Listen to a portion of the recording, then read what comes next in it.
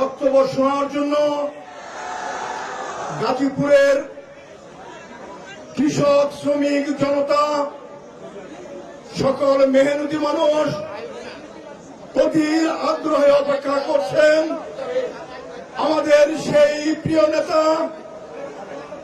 আমরা গর্ববোধ করি আমাদের সেই মহাসচিব একজন পরিচ্ছন্ন রাজনীতিবিদ, একজন মুক্তিযোদ্ধা, যার আদর্শে আজকে সারা দেশের দলের ভারপ্রাপ্ত চেয়ারম্যান দেশের বাহিরে, দলের চেয়ারপারসন গৃহবন্দী ছিলেন। তারপরেও শত প্রতিকূলতার মধ্যেও বিএনপি ঐক্যবদ্ধ করে লড়াই সংগ্রামের মধ্য দিয়ে আজকে দেশকে একটি পর্যায়ে নিয়ে এসেছেন। সেই প্রিয় সংগ্রামী বর্ষতে মির্জা ফখরুল ইসলাম আলমগীর এখন আপনাদের উদ্দেশ্যে বক্তব্য রাখবেন।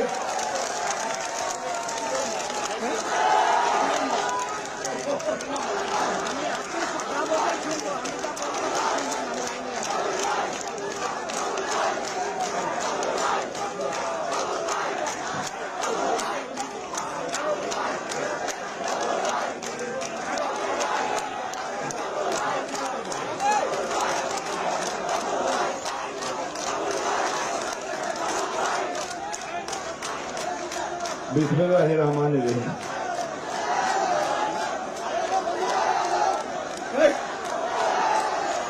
গাজীপুর মহানগর এবং জেলা শ্রমিক দল আয়োজিত আজকের এই শ্রমিক সমাবেশের সম্মানিত সংগ্রামী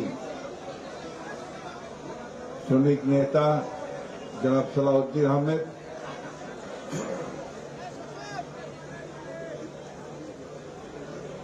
আজকে এই সমাবেশে উপস্থিত আছেন আমাদের বাংলাদেশ রাজনীতিতে একজন নতুন তারকা।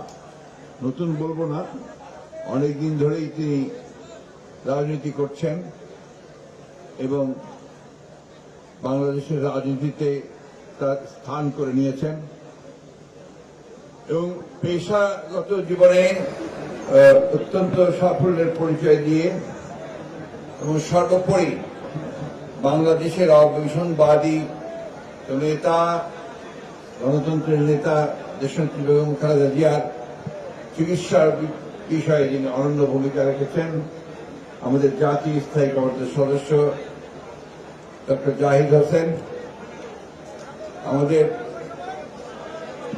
কেন্দ্রীয় নেতৃবৃন্দ, এখানে আমাদের সঙ্গে উপস্থিত আছেন দেশনেত্রী বেগম খালেদা জিয়ার বিশেষ সহকারী শিমুল বিশ্বাস সহ কেন্দ্রীয় নেতৃবৃন্দ এবং এখানে কেন্দ্রীয় শ্রমিক নেতৃবৃন্দ, গাজীপুর জেলা মহানগরের বিএনপি অঙ্গ সংগঠনের সমূহ নেতৃবৃন্দ, শ্রমিক দলের নেতৃবৃন্দ এবং গাজীপুরের এই অঞ্চলের বিশেষ করে কালিয়াকৈর এবং আপনার এই আশুলিয়া কোরাবাড়ি এলাকার প্রিয় শ্রমিক ভাই ও বোনের আসসালামু আলাইকুম। আমরা আজকে একটা বিশেষ প্রয়োজনে আপনাদের সামনে এসেছি। আমরা এখানে কোনো জনসভা করতে আসিনি। আজকে আমরা দেশের একটা অত্যন্ত গুরুত্বপূর্ণ সময়ে আপনাদের কাছে একটা কথা বলতে এসেছি। সেই কথাটা হচ্ছে যে আপনারা সবাই জানেন, আমরাও সবাই জানি যে আমরা দীর্ঘ 14-15 বছর ধরে সংগ্রামের পরে আমরা এই দুঃশাসন থেকে, ফ্যাসিবাদের হাত থেকে মুক্তি পেয়েছি, তাই না? হাসিনা থেকে মুক্তি পেয়েছি আমরা। খুশি হন নাই? সবাই খুশি হয়েছেন? জোর পাওয়া যায় না, কথার জোর নাই।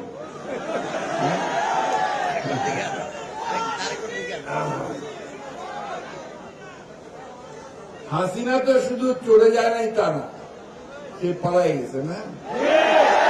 আপনারা খুব বড় স্লোগান দেন, পলাইছে পলাইছে।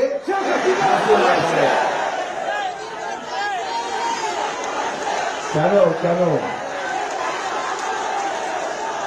এই স্টুডেন্টদের কেন দেন আপনার? এই প্লিজ,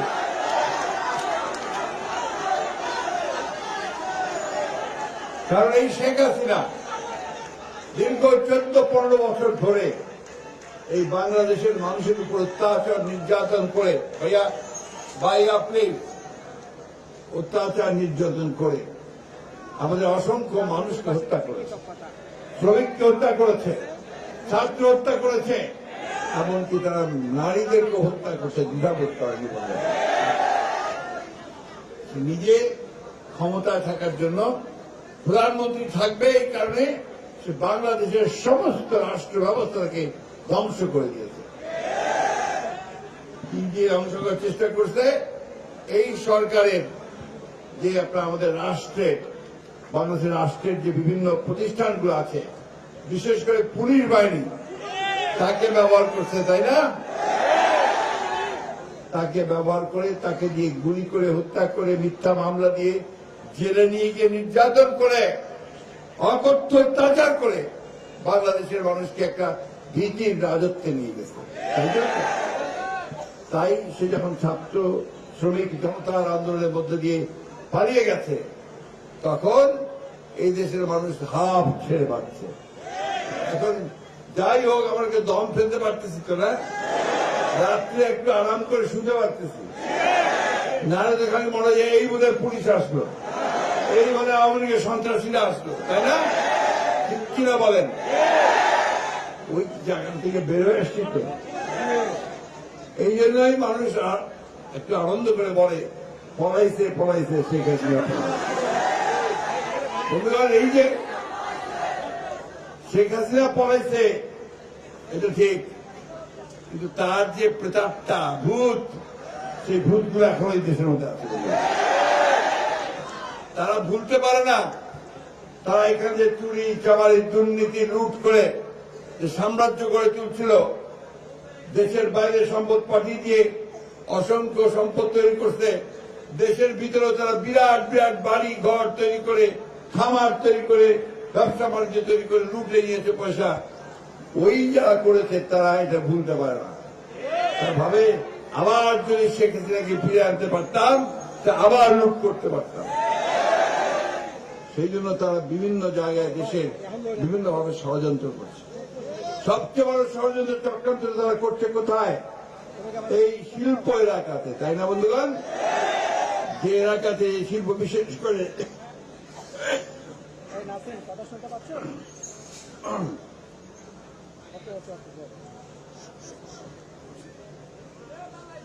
বিশেষ করে আমাদের যে পোশাক শিল্প, আমাদের এই মা বোনেরা যে গার্মেন্টস ফ্যাক্টরিতে কাজ করে না, করে তো, আমাদের ছেলেরাও করে, অনেক ছেলে। আমি আপনাদেরকে একটা হিসাব দেব, একটু আপনাদের জানতে হবে, সরকারে জানেন তাও জানার চেষ্টা করেন।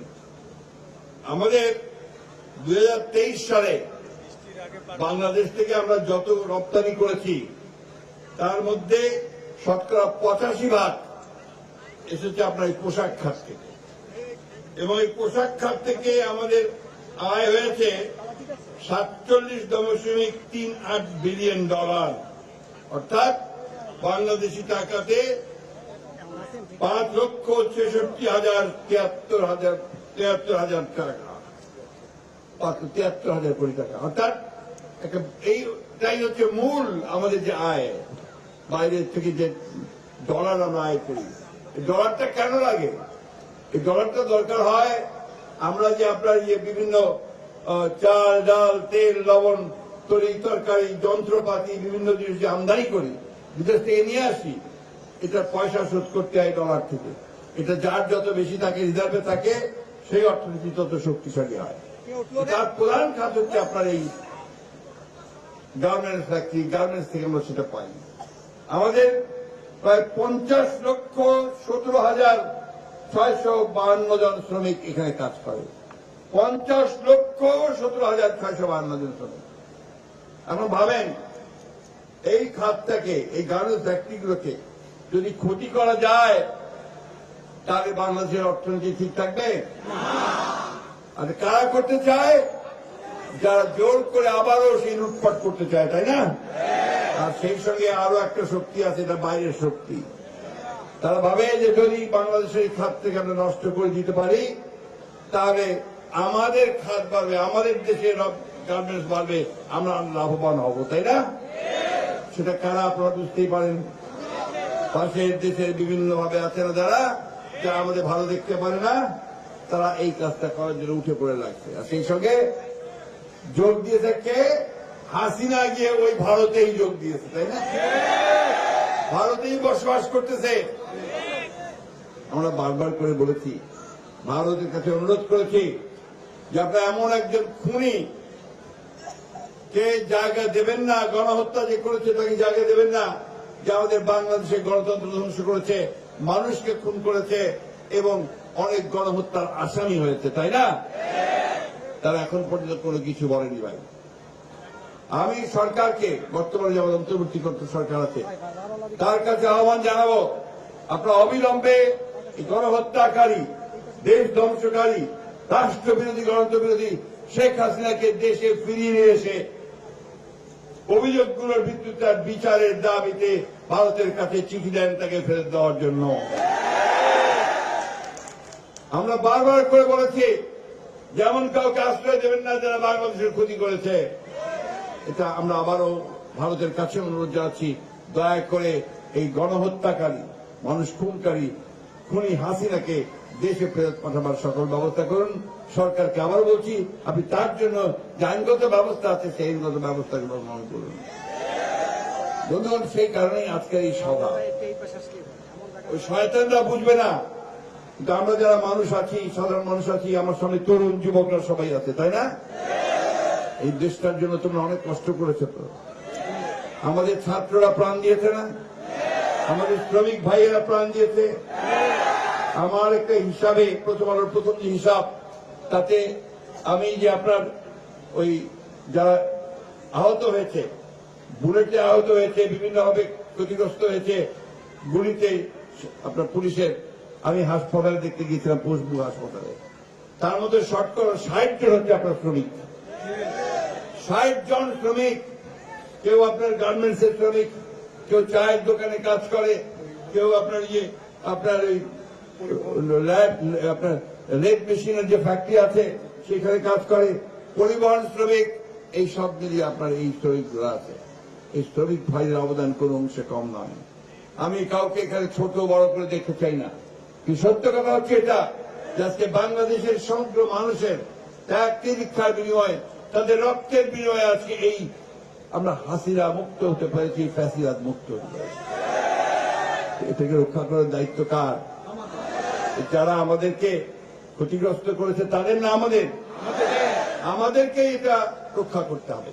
বন্ধুগণ, সেই জন্য যখন প্রথম গোলযোগ শুরু হয়েছে, আমরা আপনাদের এখানকার বিএনপি নেতা আছেন, শ্রমিক নেতা আছেন, তাদের সকলকে অনুরোধ করেছি যে আপনারা অবিলম্বে আপনারা এই এলাকাগুলোতে যান, শ্রমিক ভাইদেরকে নিয়ে, আমাদের বিএনপি নেতাকর্মীদের নিয়ে সেই জায়গায় আপনারা অবশ্যই একটা রক্ষা ব্যুহ তৈরি করেন, যেন কেউ কোনো ক্ষতি করতে না পারে। বন্ধুগণ, স্বাধীনতা অর্জন করা যেমন একটা বিরাট কাজ, তেমনি এটাকে রক্ষা করাও একটা বিরাট কাজ। মাফ করবেন, আমার বয়সও হয়ে গেছে, শরীরটা ভালো না।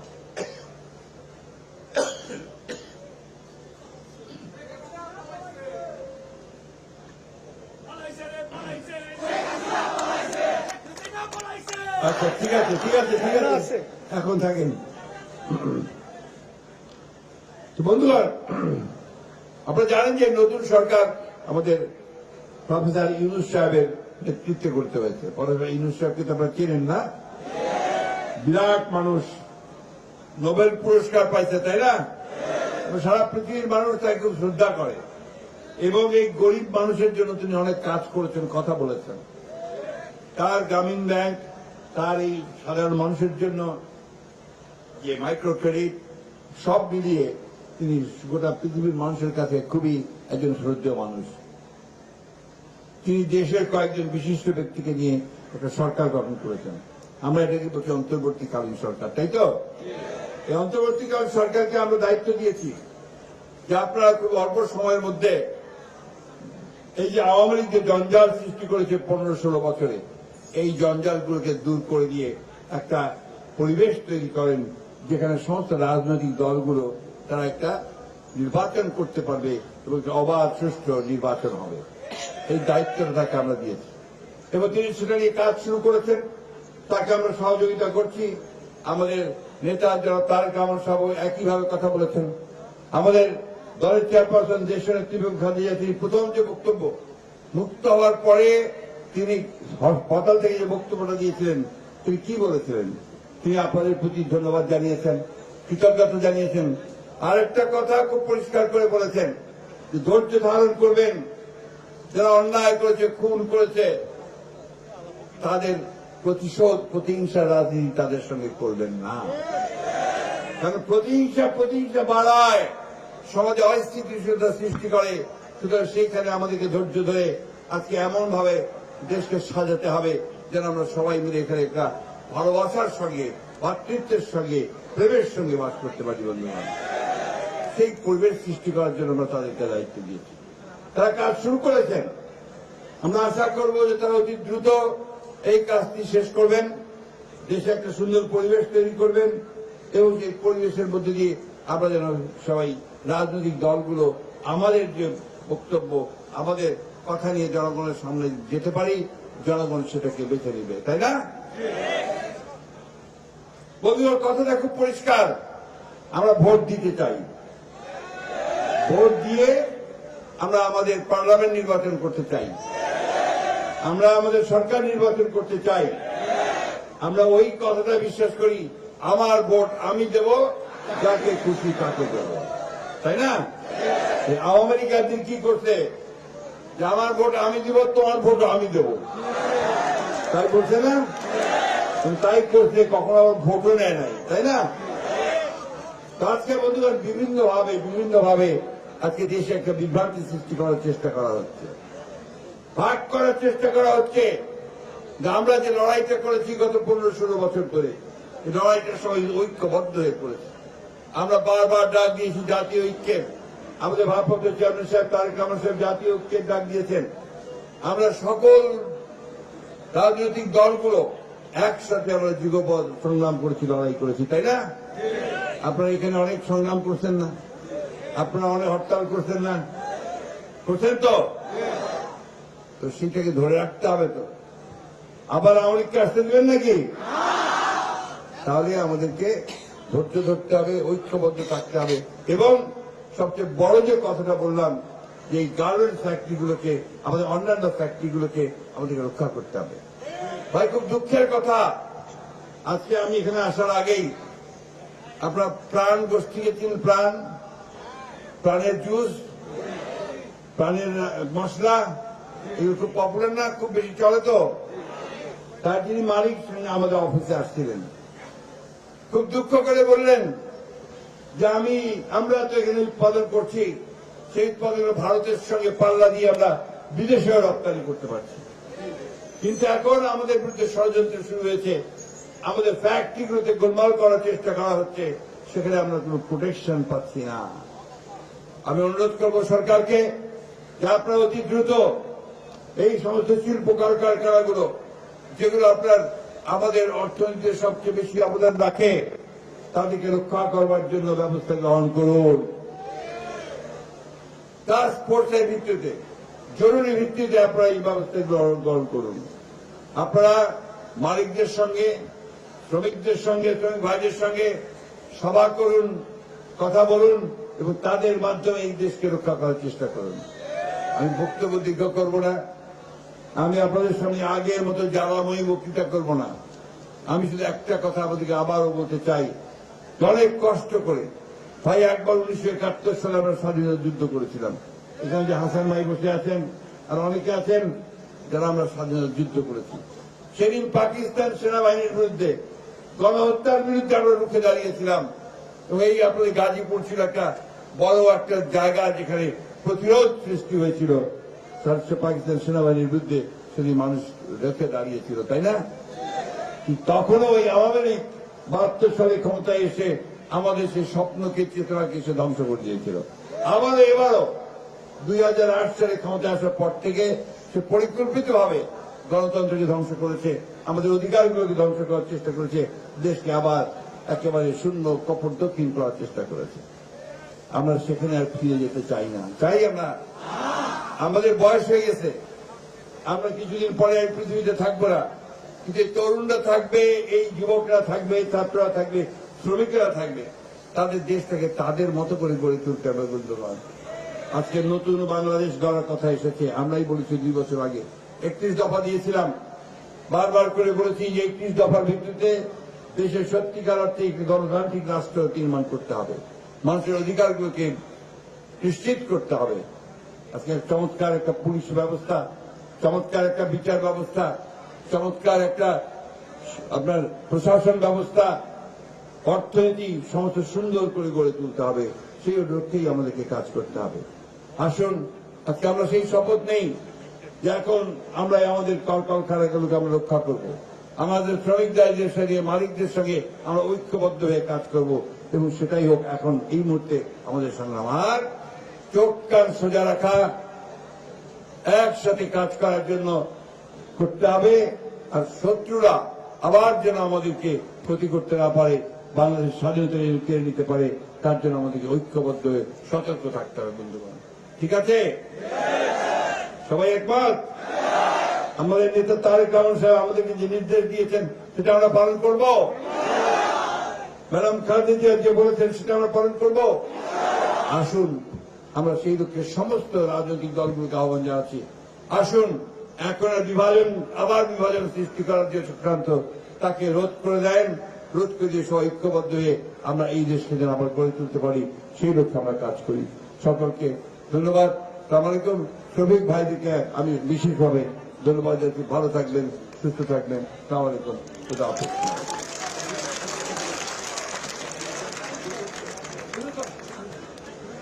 সম্মানিত নেতৃবৃন্দ, প্রিয় উপস্থিতি, আমাদের আয়োজন কমিটির পক্ষ থেকে ছোটখাটো ভুল ত্রুটির জন্য ক্ষমা চেয়ে আজকের এই অনুষ্ঠান সফল করার জন্য সভাপতির অনুমতি ক্রমে সমাপ্তি ঘোষণা করা হলো। ধন্যবাদ। আসসালামু আলাইকুম।